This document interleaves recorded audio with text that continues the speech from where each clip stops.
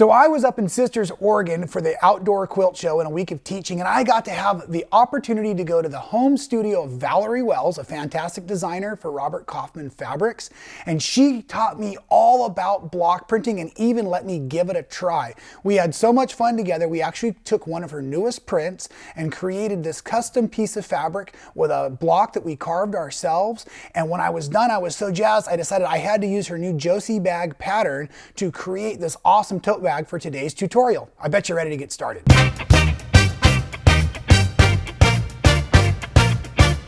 So here's an example of the block we made to create that custom fabric on the outside, right? This was my carving. This isn't the one we actually used, or you would see a bunch of the ink still on it. Let's ask Jerry to hang on to this for a little bit for us today.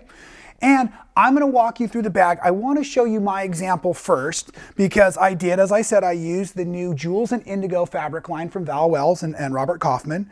This is the block printed fabric we made, and I used a bunch of different prints throughout the bag. But for today's tutorial, we're literally just going to use a solid for the liner and this cool elephant print, one of the theme prints, there for the outside of the bag so that you can keep track of what I'm doing. There'll be several different steps. So the liner is the solid for you, and the outside will be the fun elephant fabric. Let's get that rolling up. Okay, and then as a reminder, we are following the Val Wells Josie bag pattern basically to the letter. Fantastic cutting instructions and sewing instructions in there, so you might actually want to add that to your supply list with a yard of your outer fabric and a yard of your liner fabric, as well as a quarter of a yard of a contrasting fabric, this cool little bubble print that we're going to use here to make our piping. First step, and if you haven't made piping before, of course you could use ready-made, but I wanted to take a moment and show you how to do it. So I've already taken an 1.5 inch wide strip and I've pieced it together. Best if you piece it together on the bias if you want, or you could straight piece it if that's more comfortable for you. Pattern calls for an 1 inch and 3/8. I wanted a little extra wiggle room, right? Makes things a little easier. And when we make our piping, what we do is we take that cotton cording, right? And then we're going to lay it on the wrong side of the fabric, and we're just going to pinch that in half to expose the right side of the fabric. And then we're going to get in here to our zipper foot, and we're going to let our zipper foot do the work, and our needle's going to land right next to that piping. Okay, make sure I'm not standing on all of that there, and we're going to get ourselves started here. And as I'm sewing along, I'm literally just watching to make sure my needle's secure up against the cording. I'm actually using my left hand over here to keep everything organized and that cotton cording pushed up against the back fold of the piping. So let me stop for a second so you can look real close to where that needle's hitting right up against the cording itself. As I'm going, I'll take a few slow stitches so you can see, and I'm kind of controlling all of that with my left hand, especially my first 2 fingers on my left hand. We've got a lot of parts and pieces to get done. I'm jumping into caffeinated mode for the rest of this piping. I'll be back in a second.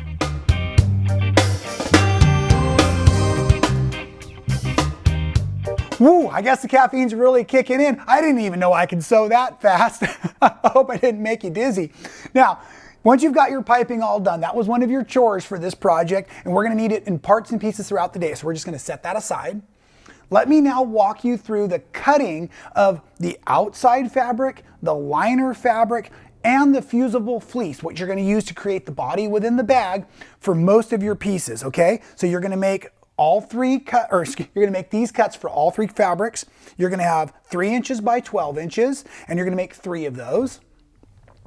You're going to have 1 of each at 9 by 12. That's a back pocket. And then we're going to make 2 of these at 12 by 12, front and back of the bag. And then for the front flap of the bag, 12 by 12.5. And one last reminder, that was your print fabric, your liner fabric, and your fusible fleece. And that gets you most of the parts and pieces you need, okay? Once they are cut out, however, I would like you to take just another moment and iron. There's a bumpy side, so that you're going to want to iron down to the back side of your print fabric. So you would take something like this here, back side, and you're going to take your print, and you'll see I was making some other notes earlier. Fun. Okay, and we're just gonna go ahead and anchor that, and it's anchored to the print fabric. Okay, so now that that's done, we can set that aside. That was our last chore. Now we get to start having some serious fun, right? We're gonna start with our liner, and we're gonna start with our liner and some of our pockets. So you have 2 liner pieces that are 12 by 12. You also have a couple of pieces for our pockets. Those were not mentioned a second ago because we don't need fusible fleece for these. So there's 2 more pieces. I've got 2 pieces at 6 by 12, and I also have 2 pieces at 5 by 9, and these are for interior pockets of the lining fabric. Starting with those 6 by 12s, right sides together, and we're going to simply stitch across the top and the bottom, and then we're just going to take that and turn it right sides out. This is the coolest trick. I actually struggled a little bit the first time I did it. Not on turning it right sides out. You know I have tricks for that. But on the pocket itself, I thought it couldn't really be that easy, but it truly was. Now watch what we do here. Take this. We're going to hit it with the iron real quick. Okay, now the cool thing is this pocket, this is a back inner pocket.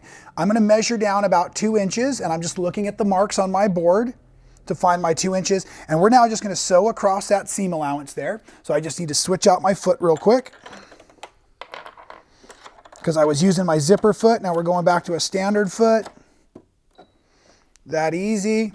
This is going to be top stitched down.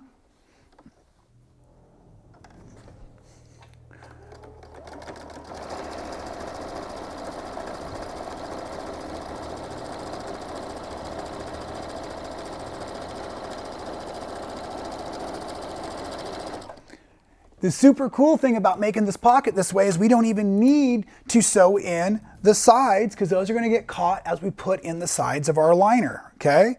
So let me get you to the second pocket, and we're going to put all of this together at once.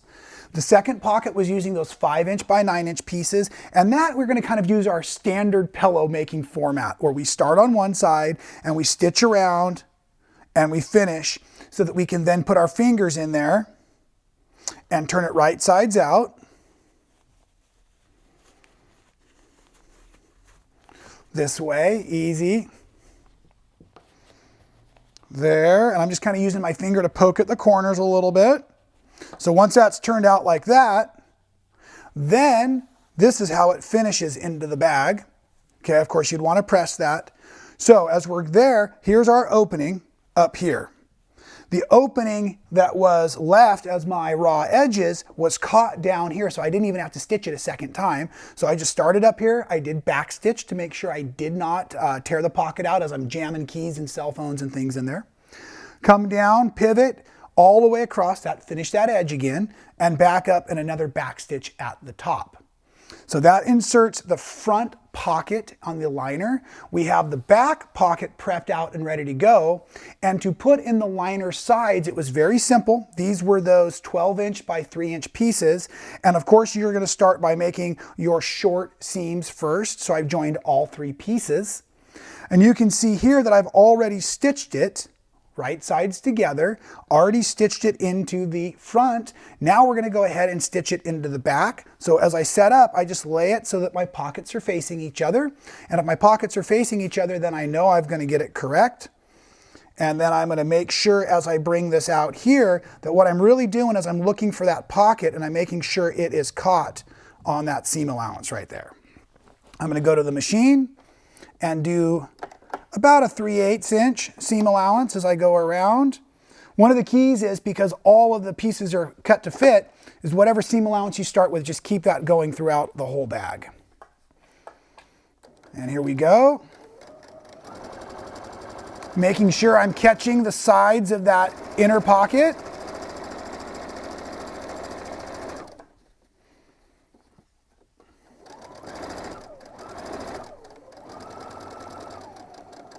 And heading down for the bottom corner, in which I will drop my needle, and then I'm going to make a pivot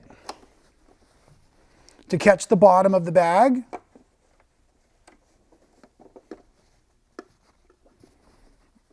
Checking my back corner to make sure I'm still nice and lined up. Everything looks good as far as I'm concerned there. Nothing to worry about on the bottom of the bag.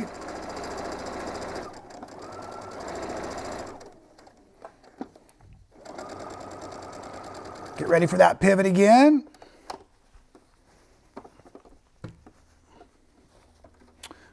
And paying attention to make sure I get everything lined up nice. Drop that presser foot. And then also double checking to make sure I have that pocket secured along this outside edge again.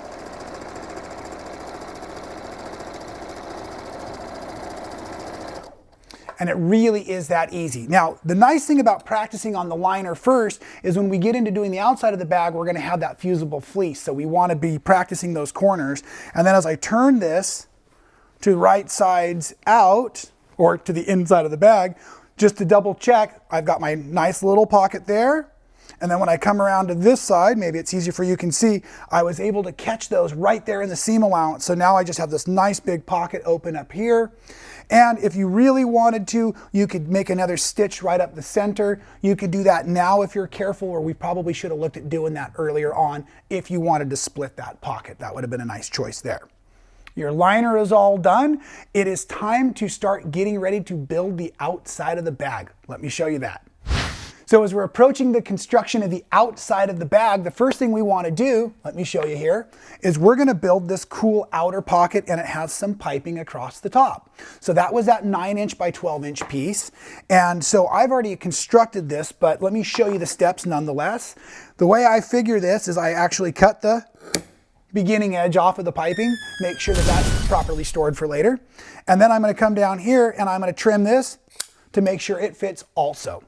When you're dealing with piping, the cording part is the right side of the piping. So when I stitched this in, and I used a few pins to hold myself in place, so you know I was concerned about accuracy because I don't use pins very often. It was stitched in right like that so you could see. So what I'm trying to say, let's pretend like this is that top seam. I laid it down like this first, and then when I brought my right sides together, it was here, and the sewing machine went right along that top edge to make sure I was catching the piping, so that when I opened it to expose and get it to the correct sides out and be ready to press, I can now just do like this. And the cool thing about that is it's going to lay right into the back panel. Don't worry, I'm not jumping that far ahead. I'm going to show you how to build these panels. I just want to show you how it fits in. That's probably even easier to see at home. So this pocket right here, that 9 by 12, it fits right in here, and it gets captured the exact same way we did with that inner liner pocket where we catch it on the sewing seams on the outside. So that's very easy to do. But my trick is, when I'm handling either the front or the back of the bag, is I based my piping on first. Now you're looking at the front of the bag right now. If you were setting up for your back pocket here on the back of the bag, I want you to go ahead and baste your piping on top of the pocket. So you would be doing this just like that, and that'll secure everything and make it so much easier to assemble. As you can see, I did right here, and it all came together really nice and clean. Okay?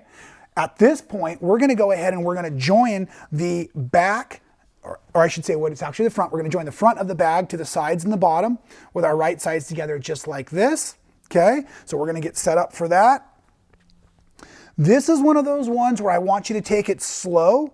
One of the things that can happen with this much bulk is the machine won't feed real well. Try to resist pushing. That's when we start to break needles. So just be real careful. Let the machine do as much of the work for you as possible. And I'm going to assemble this all together with my zipper foot because I want to be able to have that piping as secure and as close to that seam as possible.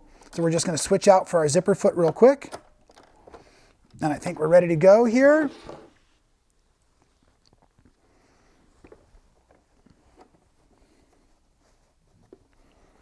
If you want to start down maybe a 1/2 inch, we will be sewing in our liner still, so you're not leaving an exposed edge down there, but sometimes starting down that 1/2 inch gives us a nice place to really work with. Get a good starting is what I'm trying to say. And now I'm just pinching all of these layers together, doing my best to go around.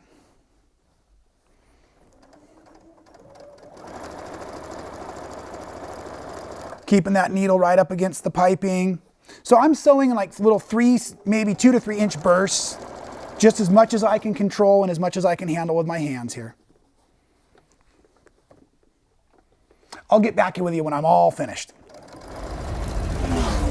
All right, see, I told you that wasn't going to be that difficult. You just have to take it nice and slow, make those little bursts of stitches that work together for you, okay? And then we've got all of our sides constructed here. And basically, we could leave this right sides in right now because we're going to put the liner on in a few moments, but we do want to talk about building that outer flap. So let's get ready to talk about that. And the outer flap, even though I'm using my print and my solid, I still wanted to use my cool block printing that I made for my outer flap. So I guess it's a little different than I said. And this is that 12.5 by 12 inch piece. A couple of things we want to think about. Now, I have used a magnetic snap for my closure, and it's best if you can hide those. So one of the ways we can hide those in is we can figure out where we want it, and we can stitch it by hand to our liner fabric first. And then basically what happens is this would be constructed like this, technically right sides together. But let's baste in some piping first, okay? Now for basting in the piping, I've got my zipper foot on, and I really don't pin it when I'm basting. I want it to nice kind of flow as I go in there. So I'm going to hold it.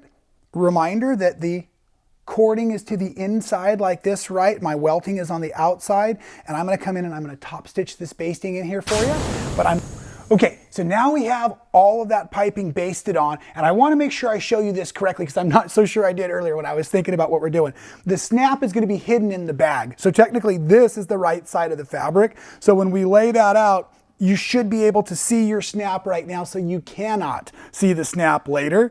And now I'm going to go ahead and stitch those together and form the front flap of the bag, and I'll be right back when I have that done. So once we've got that stitched together, we're just going to roll this bad boy out so that we have our right sides together and that snap gets hidden inside our front flap, and it's the inside of the front flap. Okay, so that's going to go like that.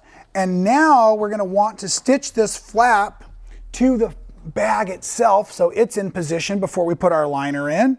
And so it starts on the back, and so we look in, we make sure we know where our back is because that's where the back pocket is located, right? So that's going to be like that. And then I'm also looking to make sure that I'm stitching it, which would be my right sides together, so that when it flaps over correctly. So if it's hard to do it this way, why don't we take a second and just turn the bag out? We want to make this a no seam ripper tutorial for all of you today. If you've been watching me closely, you might have found the seam rippers moved on my set. Okay, so there's the back of that bag. We want this to come over just like this. Got it? So now I know exactly how to position that, and I'm going to stitch it right here, right now.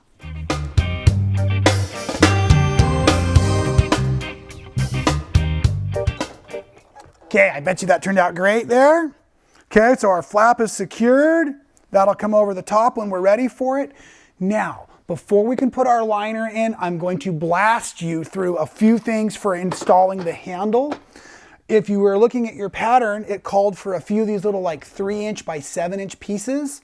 These bad boys get stitched together to form little holders for our D-rings, right? So they were put together right sides like this, stitched down and then turned right sides out. Okay, you're going to need 2 of those.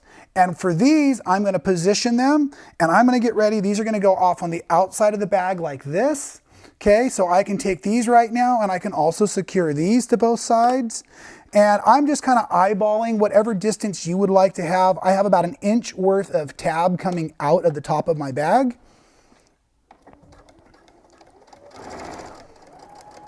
Okay, so that's now been secured, and I'm going to do the same to the other side real quick.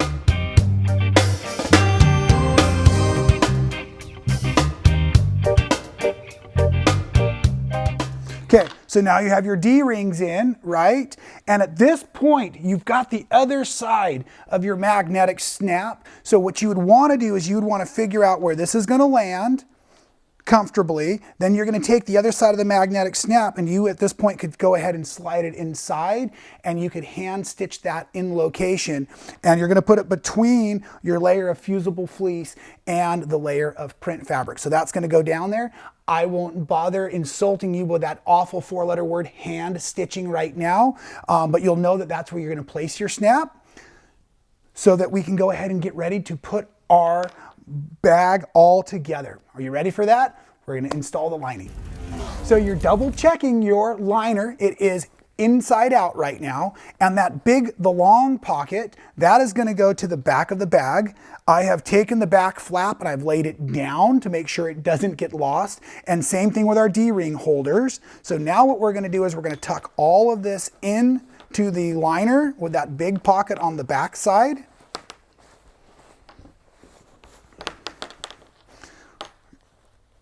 And we're going to fold down our D-rings. And I'm going to fold down my back flap and make sure that's secure. We're going to actually leave about a 6-inch opening on the front of the bag. So let's start there and sew our way around. This would be another great time to have that free arm.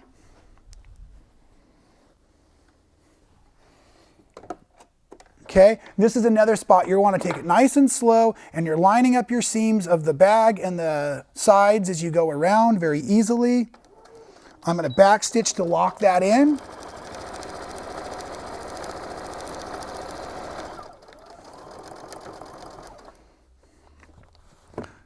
Double checking to make sure I have my D-rings just the way I like.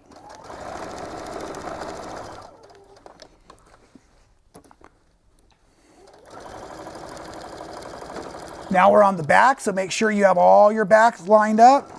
It's a little thick back there, so just take it slow, don't push it.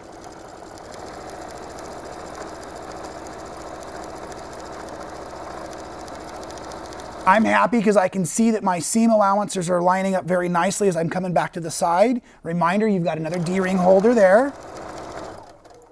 It's going to get thick right here.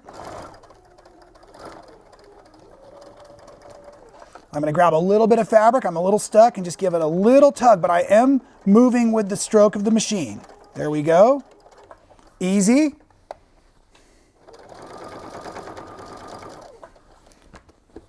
You can see I'm rotating the bag around the free arm also, staying a little bit ahead of the project. And I'm right to the spot where I get to do my back stitch, and we already made it all the way around the bag. Needle up. This is the exciting part. We're going to turn all of that bag out through this little hole. So I'm holding my breath.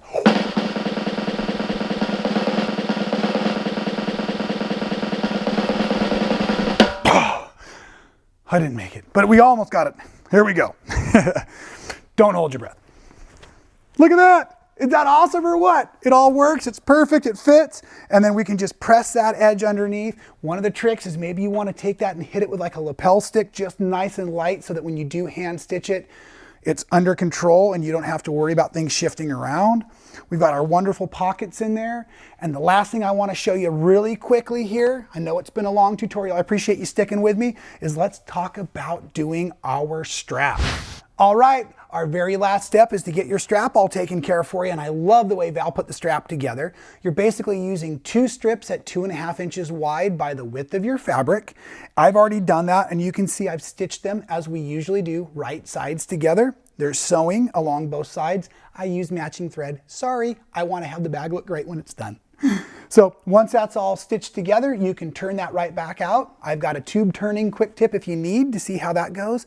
And then I love this, look, she has used a 2-inch wide decorative grosgrain ribbon, and that adds a lot of structure and strength so your strap doesn't keep stretching. And I just love the way it looks.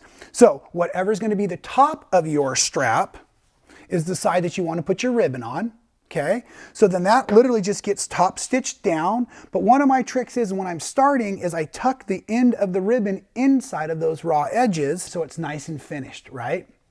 The final steps for doing the bag itself is we have a D slide right here.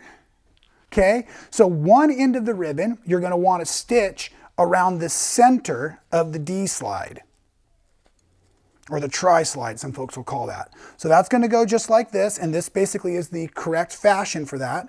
So you're going to stitch this on first, then you're going to run the strap through that D-ring, the D-ring that's the adjustable side, bring it all the way around to the non-adjustable side, then the strap goes through the D-ring and is just stitched down to finish, and your super cool custom tote bag is all done. And like I said, lots of steps, but they all come together great, and there's a lot of really valuable technique in that. I hope I was able to present it to you fantastic. And Valerie, again, thanks for having me part of your quilt show every year, and thanks for making the block printing with me. I really enjoy working with you in the design, so thanks for being an inspiration for us here at Man Sewing.